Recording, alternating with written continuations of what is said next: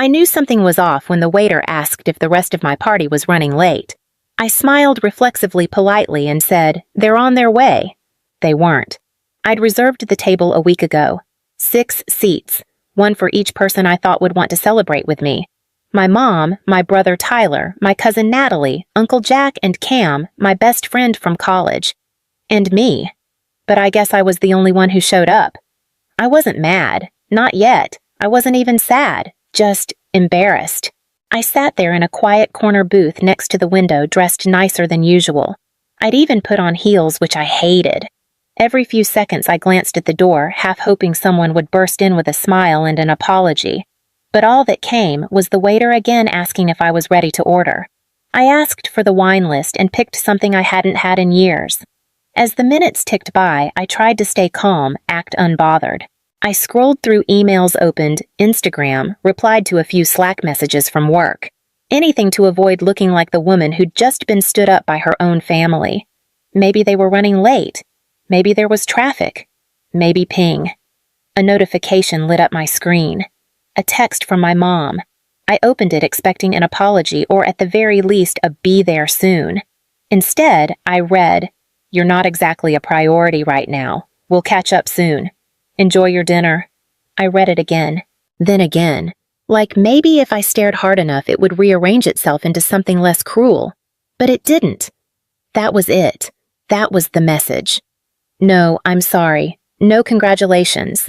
Just a quiet dismissal wrapped in faux kindness. I looked around. The restaurant buzzed softly with other people's laughter, clinking glasses' birthday songs. And me. I sat there with my wine, my silence, and 6 empty chairs. I didn't realize it yet, but that text wasn't just a message. It was the final confirmation of something I'd been ignoring for years. I was never part of the celebration. I was just the one expected to pay for it. That night I went home and didn't even bother turning on the lights. I sat on the edge of my bed, still in my heels phone in hand, staring at that message like it was a photograph of a moment I never wanted to remember, but somehow couldn't look away from. "You're not exactly a priority right now," it echoed. And suddenly everything else did too. All the little moments I'd brushed aside as just how families are. All the birthdays they forgot. The time I covered Natalie's rent just for a month and never got a thank you, let alone a repayment. The nights Tyler called at 1 a.m. needing help because his 3rd startup had fallen through again. I wasn't just being overlooked, I was being drained. After our dad died, things fell apart slowly like a roof with one small leak. At first I didn't mind helping. I had a good job in marketing, made decent money, and I figured why not? I'm single, no kids, it's what you do for family, right? Then it became monthly, then expected, then required. I paid the mortgage on the house I hadn't lived in since I was 22. Not all at once, just piece by piece, until I realized I was covering nearly every payment. I took over the utility bills when Mom lost her 2nd job. I bought Tyler a used car when he totaled his first. I even paid for the catering at our last Thanksgiving dinner where no one asked how I was doing. They were too busy hyping up Tyler's next big business idea. Another one. "You're just so good at managing things," Mom would say with that soft, self-soothing tone of hers. "Not everyone's built like you, sweetheart." And I believed her. I believed that being capable meant I owed it to them, that because I could handle things I should. I told myself I was building something. Stability. Safety. A stronger version of our family. But the truth, they were building comfort and I was footing the bill. The worst part was I didn't even realize I was slowly disappearing. Not until I looked up at that empty dinner table and saw 6 chairs all saved for people who didn't think I was worth showing up for. And you know what hurts more than being forgotten? Being used and then forgotten. A few months before that dinner, Tyler had asked for help with a down payment. He was vague, said it was for a project, promised he'd pay it back within the month. I wired $2,000 without a word. I found out later from Natalie, of all people, that he'd put it toward a motorcycle. When I confronted Mom about it, she just shrugged. "He's doing something for himself," she said. "It's not like he has anyone else looking out for him." I stared at her. "And who's been looking out for me?" She didn't answer. Just patted my hand like I was being dramatic. "You always help. It's just who you are." Maybe it was. Maybe I'd been raised into it, shaped into it. The dependable daughter, the fixer, the one who doesn't ask for anything because everyone assumes she already has everything. But that night, sitting in the dark with my shoes still on and my phone screen burning into my palm, I realized something I should have seen years ago. Being the strong one doesn't mean you're loved more. It just means they think you can take more, and for 5 years I had. They called it generosity. I called it obligation, but after that dinner I finally started calling it what it really was: debt. Not just financial, emotional. I don't know how long I sat there that night scrolling through old bank transfers, texts, family photos, trying to pinpoint the moment I became invisible. Maybe it had always been that way. Maybe I just didn't want to admit it. My phone buzzed again. I hesitated. Part of me still hoped it was someone reaching out. Sorry we messed up, or, are you okay? It wasn't. It was a photo, sent by Natalie. The image took a second to load, but once it did, I felt something in my chest go still. It was the whole family: my mom, Tyler, Natalie, and Uncle Jack standing outside a waterfront restaurant, all smiles and wine glasses. Tyler stood front and center, holding a shiny black motorcycle key in one hand and throwing up a peace sign with the other. His jacket looked new, so did his watch. The caption read, "Celebrating the Dreamer." He finally got his moment. I stared at it like it was a riddle I couldn't solve. No one had mentioned plans. No one had said anything about going out that night. And definitely no one had said anything about Tyler getting a new motorcycle, one partially funded with my down payment just weeks before. Then I saw the timestamp. The message from my mom, the one that read, "You're not exactly a priority right now," had been sent an hour before that photo was taken. They hadn't forgotten me. They'd made a choice. Not only did they not show up to celebrate my promotion, they threw their own party for my brother using money I'd given them and didn't even bother to lie about it. That kind of clarity, it doesn't come with fire. It comes with stillness. A silence so sharp it cuts through every excuse you've ever made for the people who were supposed to care about you. Tyler didn't earn that moment. He absorbed it. And I paid for it. Literally. They called him the dreamer. The one with potential. I was just the safety net. The one who caught everyone else. The one no one looked at until she finally stopped holding the rope. I didn't cry that night. I didn't scream or throw my phone or text anyone back. I just stood up, took off my heels, and walked to the kitchen, poured another glass of wine, opened my laptop, and pulled up a spreadsheet I hadn't touched in months. It was labeled Family Support, Private Do Not Delete. Each tab had a name, each line a date, rent payments, utility transfers, emergency car repairs, groceries, holiday gifts, co-signed loans, all color-coded by recipient. By the time I hit the bottom of the last tab, the number read $82,410.37. That was what I had given silently, steadily over 5 years. There's something jarring about seeing your love itemized. It's not about the money, not really. It's about the energy, the mental space, the default assumption that you'll handle it. And I had. Every single time. Until now. I opened the banking app, logged into the shared mortgage account one my mother had asked me to help with temporarily after Dad passed. The payment was due in 6 days, $830. Autopay was still enabled, pulling from my account on the 10th of every month. Without hesitation, I clicked Cancel Autopay. No warning message popped up. No guilt-inducing, "Are you sure?" Just a small green check mark. Done. I stared at the screen for a long moment, then grabbed my keys. The night was cold, crisp, silent, one of those nights where the world feels like it's pausing just for you. When I got to my mother's house, the lights were off. I didn't ring the bell. I didn't wait. I pulled a sticky note from my purse, wrote 5 words, and stuck it to the front door. Let him handle it now. Underneath, I added in smaller writing, "You raised me to care for everyone else. You never taught me how to care for myself." Then I turned around, walked back to my car, and drove home. No music, no tears. Just the soft hum of the engine and the sharp, steady beat of my own heart. Some people announce their boundaries with speeches. I set mine with silence and a post-it. The next morning, I woke up to 42 missed calls. 17 were from my mom, 9 from Tyler, a handful from Natalie, 1 from Uncle Jack. The rest, unknown numbers I didn't bother checking. I didn't answer any of them, but I did listen to the voicemails. The first was from Mom. Her voice was tight, frantic, like someone trying to sound calm but falling apart between syllables. "Macy, what did you do? I got a call from the bank this morning. They said the mortgage payment didn't go through. You can't just pull something like this without telling us Tyler's finally doing well. You're going to undo everything. This is not how family behaves." I replayed that last sentence. This is not how family behaves. Interesting, because I could have sworn how family behaves included ghosting your daughter on the most important night of her life. The second voicemail was from Tyler. His voice was defensive, irritated, laced with entitlement he didn't even try to hide. "Seriously, you just pulled the plug without warning.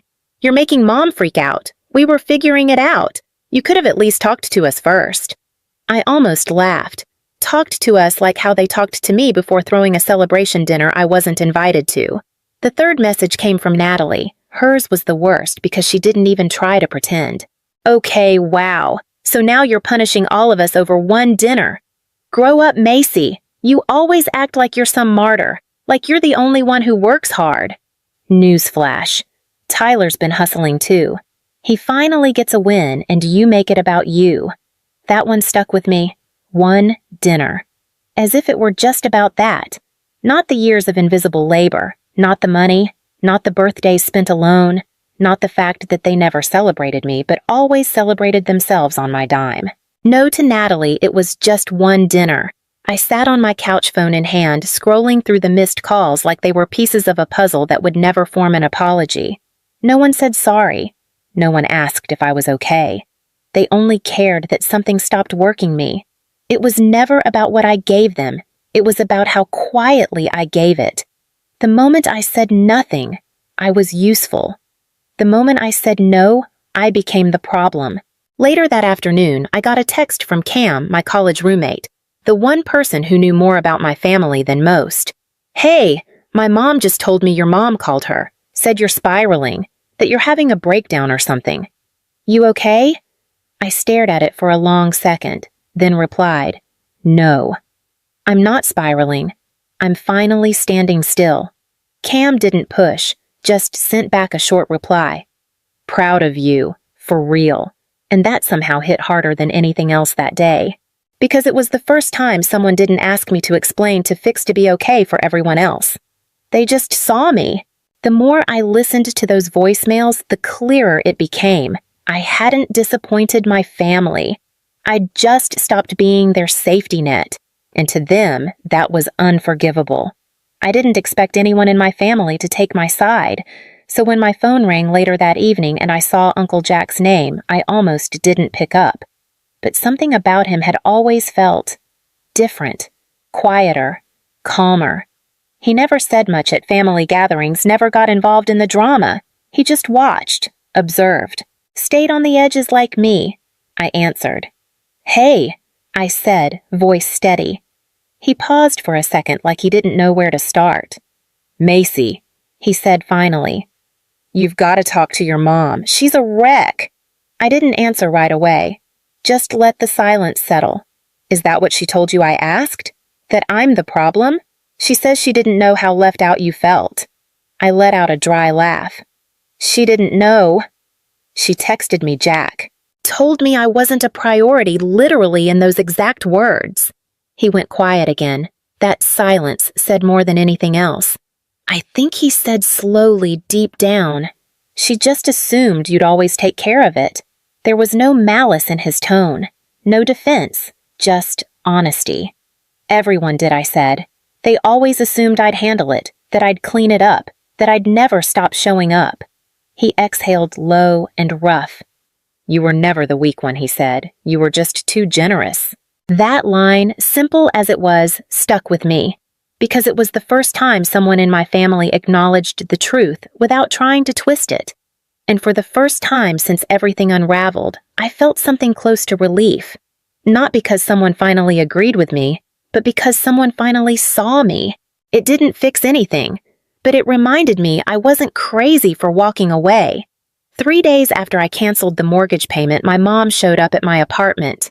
She didn't call ahead, didn't ask if I was home. She just came. When I opened the door, she was standing there with a tote bag in one hand and an old photo in the other. I recognized it instantly. It was me, age 6, dressed as a sunflower in my kindergarten play. She always said that was her favorite picture of me. I didn't invite her in. I just stepped aside. She walked in slowly like she was entering a stranger's house. Her eyes flicked around the room, scanning the walls, the bookshelves, the furniture. There were no family photos, no framed memories, no traces of her. "You redecorated," she said quietly. "I removed what didn't belong," I replied. She flinched just slightly, then sat down on the edge of the couch, clutched the photo tighter. "We're going to lose the house," she said. I nodded. "I figured." Her voice cracked. "You can stop this. One call to the bank and—" "No," I said flat. She blinked like she didn't understand the word. "No," she repeated. "I'm not calling the bank. I'm not making the payment. I'm done." Her face hardened. "Macy, this isn't just about money. This is about family." I almost laughed, but I didn't. "No," I said again. "This is exactly about money, because that's all I've ever been to you. That's not fair. You texted me, I cut in the night of my promotion dinner and told me I wasn't a priority, while you were celebrating Tyler with the motorcycle I partially paid for." Her lips parted like she was going to defend it, but nothing came out. "You didn't even pretend to feel bad," I said. "You didn't say sorry. You didn't check if I got home safe. You waited until the mortgage bounced to care." She looked down at the photo in her lap. "I didn't realize how much you were covering," she whispered. "That's the problem," I said. "You didn't want to realize it. You wanted me to keep doing it quietly so you didn't have to think about it." She shook her head. "Tyler's not like you. He needs more help." "No," I said calmly but firmly. "He needs consequences." She looked up, eyes glassy. "He's your brother, and I'm your daughter." Silence. "I didn't want to believe you'd just walk away," she said. "I didn't walk away," I replied. "I stopped being used." Her hands tightened around the edges of the photo. I could see her searching for something, some old tactic that used to work. Guilt, sadness, deflection. None of it landed this time. "What are we supposed to do?" she asked. "I don't know," I said. "Figure it out." Like I did, like adults do. She stared at me for a long time, and in that moment I didn't see a mother. I saw a woman who had leaned so long on the strength of her daughter that she forgot she was supposed to be strong too. Eventually she stood, smoothed out her shirt, picked up her bag. At the door, she turned back one last time. "Is this really the end?" she asked. I didn't answer right away. I thought about the birthdays spent alone, the calls that only came when something was broken, the endless cycle of giving without being seen. "It's the end of me pretending this was love," I said quietly. She didn't argue. She just nodded, opened the door, and walked out. The door didn't slam. No screaming, no closure. Just silence, and for once, it didn't feel empty. It felt earned. The morning after she left, I checked the shared mortgage account. No payments had been made. No one had even tried. They were waiting for me to cave, for me to be the bigger person like always. By noon, the group chat lit up. Natalie renamed it 3 times in 1 hour: emergency, mortgage crisis, family unity chat. The last one came with a broken heart emoji and a waving hand. I muted it. Didn't even open the messages except once just to read a text from Uncle Jack. It said, "I warned them this would happen. You were never the weak one." Just too generous. I took a screenshot. Saved it. Because when you spend years doubting your worth, sometimes a single line of clarity can feel like armor. 2 days later, the bank called. A woman on the line asked for me by name, mispronounced it slightly, then cleared her throat. "We've noticed the last 2 mortgage payments haven't been processed. Is there a reason for the interruption?" I answered calmly. "I'm not the responsible party. I removed myself from the title 3 years ago. I was helping. Voluntarily. She paused. I understand, but the homeowner listed you as the financial contact. She said you always handled it. Of course she did. That was the plan, wasn't it? Say nothing. Do nothing. Wait for the net to catch her again. I'm afraid that's no longer the case, I said. There was another pause longer this time. Then she thanked me politely and hung up. That evening, Tyler showed up, not at my door, but in my parking lot. He parked his shiny black motorcycle right in front of my apartment building like it was a peace offering wrapped in bad judgment. He was wearing sunglasses at 6 p.m. and pacing next to his bike, talking loudly on the phone. I didn't go down. I didn't need to. I knew the script by heart: panic, blame, distraction, guilt. Repeat. This time I stayed upstairs, watched him from the window, arms crossed, and for the first time in years I felt no obligation to go fix it, no urge to soften the blow, no impulse to protect him from the consequences of his choices. I just stood there, quiet, still, detached. They weren't falling apart because I stopped caring. They were falling apart because they never learned how to stand without leaning on me. The next day was payday. For the first time in years, my account didn't show a giant deduction to cover someone else's roof. No mortgage payment, no family emergency transfers, no quiet bleed from my balance while I pretended it didn't hurt. It was just mine. The number sat there on the screen whole and undisturbed. And for the first time in a long time, I didn't feel guilty about it. I felt steady. I made coffee. Real coffee. Not the instant kind I used to drink because I was saving money. I sat on my balcony sunlight brushing my knees and watched the same neighbors walk their same dogs past the same trees, but somehow everything looked different. Not because the world had changed, because I had. That afternoon, I closed the shared mortgage account completely. Deleted the logins, removed the reminders, wiped the spreadsheet from my desktop, and in its place, I opened a new folder, named it For Me. Inside, I dropped a blank document. The title bar read, What I Owe Myself. It wasn't just about money.